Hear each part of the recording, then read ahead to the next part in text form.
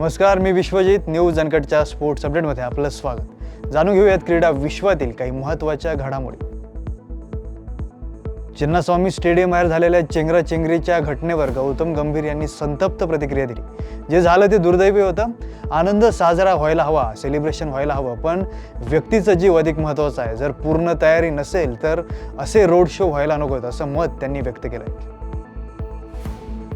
England आणि भारत यांच्यातील कसोटी मालिकेत आता सचिन तेंडुलकर आणि जेम्स अँडरसन यांच्या नावावर असलेल्या नवीन ट्रॉफीसाठी खेळ खेळला जाणार आहे. 20 जून रोजी हेडिंग्ले येथे सुरू होणाऱ्या 5 सामन्यांच्या मालिकेपूर्वी तेंडुलकर अँडरसन ट्रॉफीचं अनावरण केलं जाईल.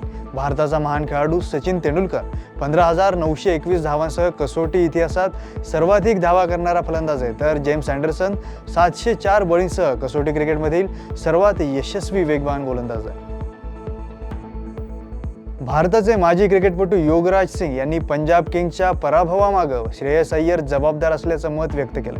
श्रेयसनं मुंबई इंडियन्स विरुद्धच्या क्वालिफायर 2 मध्ये 87 धावांची मॅच विनिंग खेळी केली होती. RCB विरुद्धच्या फायनलमध्ये 191 धावांच्या लक्ष्याचा पाठलाग करताना श्रेयसकडून तशाच खेळीची अपेक्षा होती, परंतु 4थ्या क्रमांकावर आलेल्या श्रेयसला 1 धावेवर माघारी परतावं लागलं.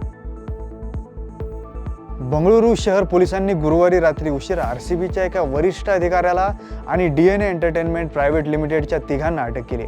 DNA एंटरटेनमेंट ही इव्हेंट मॅनेजमेंट कंपनी आहे, ज्यानं शहरात RCBच्या विजय परेडचं आयोजन केलं होतं, ज्यामुळे चेंगराचेंगरी झाली आणि 11 जणांचा मृत्यू झाला. जागतिक क्रमवारीत अव्वल स्थानावर असलेल्या जॅनिक सिन्नर आज फ्रेंच ओपनच्या उपांत्य फेरीत 24 वेळा ग्रँड स्लॅम विजेता नोवाक जोकोविचशी लढणार आहे, तर कार्लोस अल्काराज लोरेन्झो मुसेट्टी विरुद्ध आपलं विजेतेपद कायम ठेवण्याचा प्रयत्न करणार आहे. गुरुवारी झालेल्या दक्षिण अमेरिकन विश्वचषक पात्रता फेरीत ब्राझील प्रशिक्षक म्हणून कार्लो अँसेलोटीची सुरुवात निराशाजनक झाली. त्यांनी उपविजेत्या इक्वेडोर विरुद्ध 0-0 अशी बरोबरी साधली, ज्यामुळे इटालियन व्यवस्थापकावर मोठा दबाव आला. स्टुटगार्टमधील एम्पेच एरेना येथे झालेल्या सामन्यात स्पेनचे 5-4 असा विजय मिळवला. लामिन यमल हा UEFA नेशन्स लीगच्या उपांत्य फेरीत गोल करणारा सर्वात तरुण खेळाडू ठरलाय.